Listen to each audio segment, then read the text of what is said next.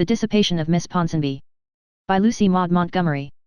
We hadn't been very long in Glenborough before we managed to get acquainted with Miss Ponsonby.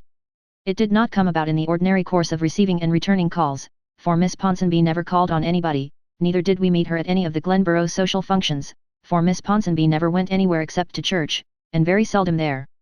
Her father wouldn't let her. No, it simply happened because her window was right across the alleyway from ours. The Ponsonby house was next to us, on the right, and between us were only a fence, a hedge of box, and a sprawly acacia tree that shaded Miss Ponsonby's window, where she always sat sewing, patchwork, as I'm alive, when she wasn't working around the house. Patchwork seemed to be Miss Ponsonby's sole and only dissipation of any kind. We guessed her age to be 45 at least, but we found out afterward that we were mistaken. She was only 35. She was tall and thin and pale, one of those drab-tinted persons who look as if they had never felt a rosy emotion in their lives. She had any amount of silky, fawn-colored hair, always combed straight back from her face, and pinned in a big, tight bun just above her neck, the last style in the world for any woman with Miss Ponsonby's nose to adopt. But then I doubt if Miss Ponsonby had any idea what her nose was really like. I don't believe she ever looked at herself critically in a mirror in her life. Her features were rather nice, and her expression tamely sweet. Her eyes were big, timid, china blue orbs that looked as if she had been badly scared when she was little and had never got over it. She never wore anything but black, and, to crown all, her first name was Alicia. Miss Ponsonby sat and sewed at her window for hours at a time, but she never looked our way, partly, I suppose, from habit induced by modesty, since the former occupants of our room had been two gay young bachelors, whose names Jerry and I found out all over our window panes with a diamond. Jerry and I sat a great deal at ours, laughing and talking, but Miss Ponsonby never lifted her head or eyes. Jerry couldn't stand it long, she declared it got on her nerves. Besides, she felt sorry to see a fellow creature wasting so many precious moments of a fleeting lifetime at patchwork. So one afternoon she hailed Miss Ponsonby with a cheerful hello, and Miss Ponsonby actually looked over and said good afternoon, as prim as an 1840 fashion plate. Then Jerry, whose name is Geraldine only in the family Bible, talked to her about the weather. Jerry can talk interestingly about anything. In 5 minutes she had performed a miracle, she had made Miss Ponsonby laugh. In 5 minutes more she was leaning half out of the window showing Miss Ponsonby a new, white, fluffy, frivolous, chiffony waist of hers, and Miss Ponsonby was leaning halfway out of hers looking at it eagerly. At the end of a quarter of an hour they were exchanging confidences about their favorite books. Jerry was a confirmed Kiplingomaniac, but Miss Ponsonby adored Laura Jean Libby. She said sorrowfully she supposed she ought not to read novels at all since her father disapproved. We found out later on that Mr. Ponsonby's way of expressing disapproval was to burn any he got hold of, and storm at his daughter about them like the confirmed old crank he was. Poor Miss Ponsonby had to keep her Laura Jeans locked up in her trunk, and it wasn't often she got a new one. From that day dated our friendship with Miss Ponsonby, a curious friendship, only carried on from window to window. We never saw Miss Ponsonby anywhere else. We asked her to come over but she said her father didn't allow her to visit anybody. Miss Ponsonby was one of those meek women who are ruled by whomsoever happens to be nearest them, and woe be unto them if that nearest happened to be a tyrant. Her meekness fairly infuriated Jerry. But we liked Miss Ponsonby and we pitied her. She confided to us that she was very lonely and that she wrote poetry. We never asked to see the poetry, although I think she would have liked to show it. But, as Jerry says, there are limits. We told Miss Ponsonby all about our dances and picnics and beaux and pretty dresses. She was never tired of hearing of them. We smuggled new library novels, Jerry got our cook to buy them, and boxes of chocolates, from our window to hers. We sat there on moonlit nights and communed with her while other girls down the street were entertaining callers on their verandas. We did everything we could for her except to call her Alicia, although she begged us to do so. But it never came easily to our tongues. We thought she must have been born and christened Miss Ponsonby. Alicia was something her mother could only have dreamed about her. We thought we knew all about Miss Ponsonby's past, but even pale, drab, china blue women can have their secrets and keep them. It was a full half-year before we discovered Miss Ponsonby's. In October, Stephen Shaw came home from the West to visit his father and mother after an absence of 15 years. Jerry and I met him at a party at his brother-in-law's. We knew he was a bachelor of 45 or so and had made heaps of money in the lumber business, so we expected to find him short and round and bald, with bulgy blue eyes and a double chin. On the contrary, he was a tall, handsome man with clear-cut features, laughing black eyes like a boy's, and iron grey hair. That iron grey hair nearly finished Jerry. She thinks there is nothing so distinguished and she had the escape of her life from falling in love with Stephen Shaw. He was as gay as the youngest, danced splendidly, went everywhere, and took all the Glenborough girls about impartially. It was rumored that he had come east to look for a wife but he didn't seem to be in any particular hurry to find her. One evening he called on Jerry, that is to say, he did ask for both of us, but within 10 minutes Jerry had him mewed up in the cozy corner to the exclusion of all the rest of the world. I felt that I was a huge crowd, so I obligingly decamped upstairs and sat down by my window to muse, as Miss Ponsonby would have said. It was a glorious moonlight night, with just a hint of October frost in the air, enough to give sparkle and tang.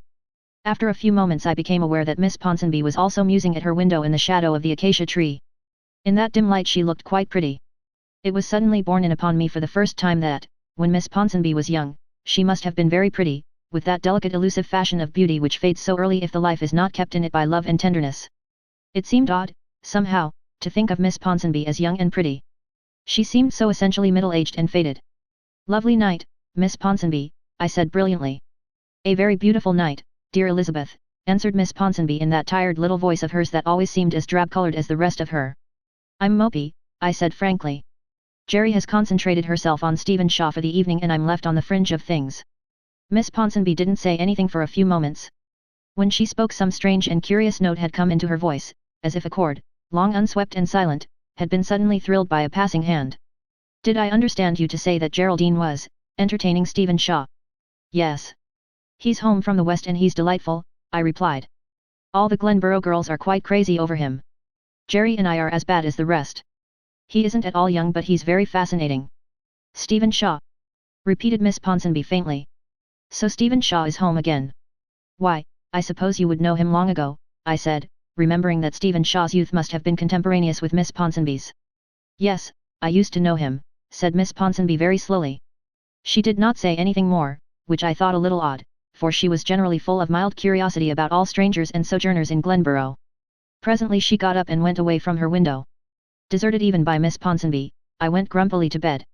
Then Mrs. George Hubbard gave a big dance. Jerry and I were pleasantly excited. The Hubbards were the smartest of the Glenborough smart set and their entertainments were always quite brilliant affairs for a small country village like ours. This party was professedly given in honor of Stephen Shaw, who was to leave for the West again in a week's time. On the evening of the party Jerry and I went to our room to dress. And there, across at her window in the twilight, sat Miss Ponsonby, crying. I had never seen Miss Ponsonby cry before. "What is the matter?" I called out softly and anxiously. "Oh, nothing," sobbed Miss Ponsonby, only, I'm invited to the party tonight. Susan Hubbard is my cousin, you know, and I would like so much to go." "Then why don't you?" said Jerry briskly.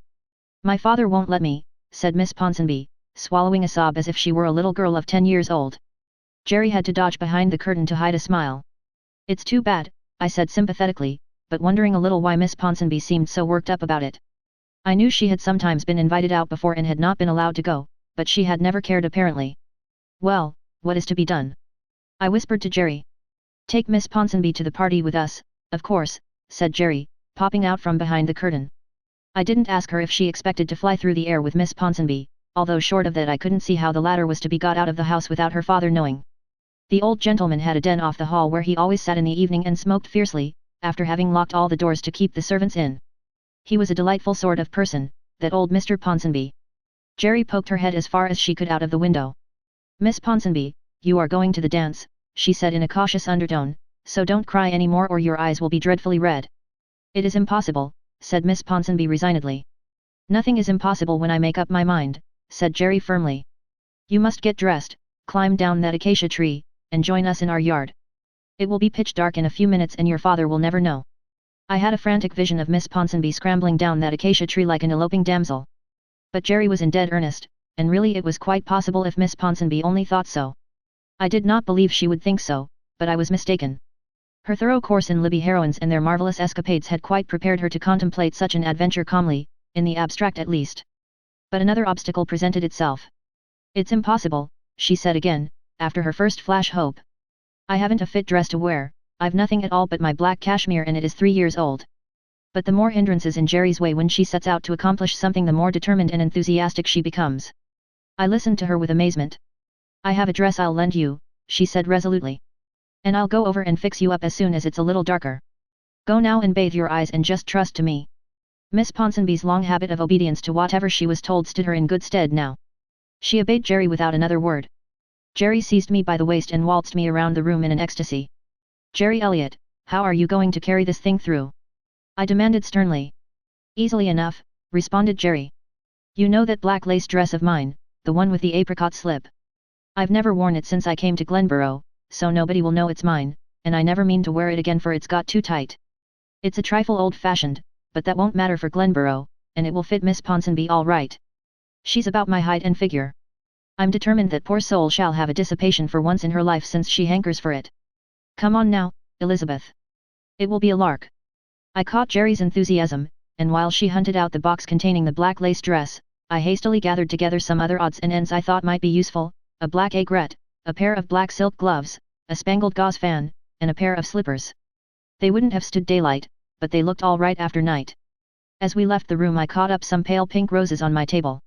We pushed through a little gap in the privet hedge and found ourselves under the acacia tree with Miss Ponsonby peering anxiously at us from above. I wanted to shriek with laughter, the whole thing seemed so funny and unreal. Jerry, although she hasn't climbed trees since she was 12, went up that acacia as nimbly as a pussy cat, took the box and things from me, passed them to Miss Ponsonby, and got in at the window while I went back to my own room to dress, hoping old Mr. Ponsonby wouldn't be running out to ring the fire alarm. In a very short time I heard Miss Ponsonby and Jerry at the opposite window, and I rushed to mine to see the sight. But Miss Ponsonby, with a red fascinator over her head and a big cape wrapped round her, slipped out of the window and down that blessed acacia tree as neatly and nimbly as if she had been accustomed to doing it for exercise every day of her life. There were possibilities in Miss Ponsonby.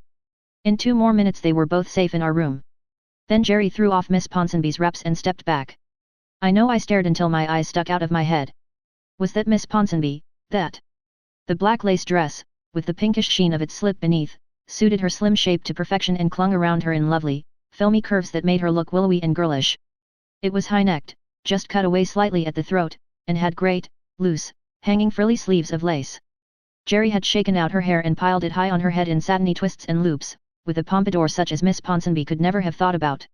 It suited her tremendously and seemed to alter the whole character of her face, giving verve and piquancy to her delicate little features. The excitement had flushed her cheeks into positive pinkness and her eyes were starry. The roses were pinned on her shoulder. Miss Ponsonby, as she stood there, was a pretty woman, with 15 apparent birthdays the less. "Oh, Alicia, you look just lovely," I gasped. The name slipped out quite naturally. I never thought about it at all. "My dear Elizabeth," she said, "it's like a dream of lost youth." We got Jerry ready and then we started for the Hubbards, out by our back door and through our neighbour on the left's lane to avoid all observation. Miss Ponsonby was breathless with terror. She was sure every footstep she heard behind her was her father's in pursuit. She almost fainted on the spot when a belated man came tearing along the street.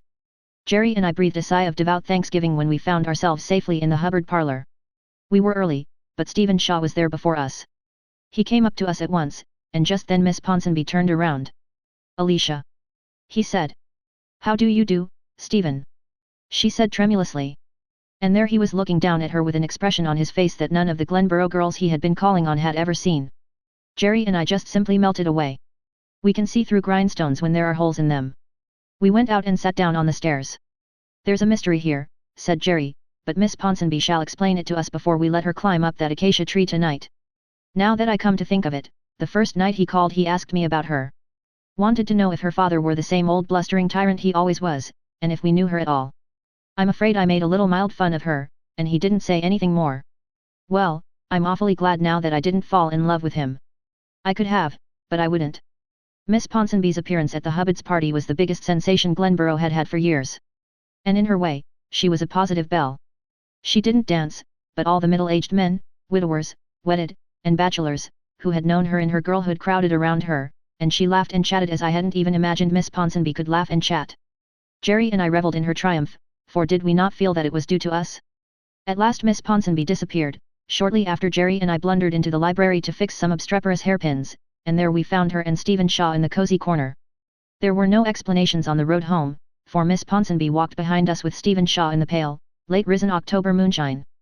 But when we had sneaked through the neighbour to the left's lane and reached our side veranda we waited for her, and as soon as Stephen Shaw had gone we laid violent hands on Miss Ponsonby and made her fess up there on the dark, chilly veranda, at 1 o'clock in the morning. "Miss Ponsonby," said Jerry, "before we assist you in returning to those ancestral halls of yours you've simply got to tell us what all this means." Miss Ponsonby gave a little, shy, nervous laugh. "Stephen Shaw and I were engaged to be married long ago," she said simply. "But father disapproved. Stephen was poor then. And so, I sent him away. What else could I do?" For Jerry had snorted, "Father had to be obeyed. But it broke my heart. Stephen went away, he was very angry, and I have never seen him since. When Susan Hubbard invited me to the party I felt as if I must go, I must see Stephen once more. I never thought for a minute that he remembered me, or cared still. But he does," said Jerry breathlessly. Jerry never scruples to ask anything right out that she wants to know. "Yes," said Miss Ponsonby softly. "Isn't it wonderful? I could hardly believe it, I am so changed." But he said tonight he had never thought of any other woman. He came home to see me. But when I never went anywhere, even when I must know he was home, he thought I didn't want to see him. If I hadn't gone tonight, oh, I owe it all to you two dear girls. When are you to be married?" demanded that terrible Jerry. "As soon as possible," said Miss Ponsonby. "Stephen was going away next week, but he says he will wait until I can get ready." "Do you think your father will object this time?" I queried. "No, I don't think so. Stephen is a rich man now, you know. That wouldn't make any difference with me, but father is very practical. Stephen is going to see him tomorrow." "But what if he does object?" I persisted anxiously. "The acacia tree will still be there," said Miss Ponsonby firmly.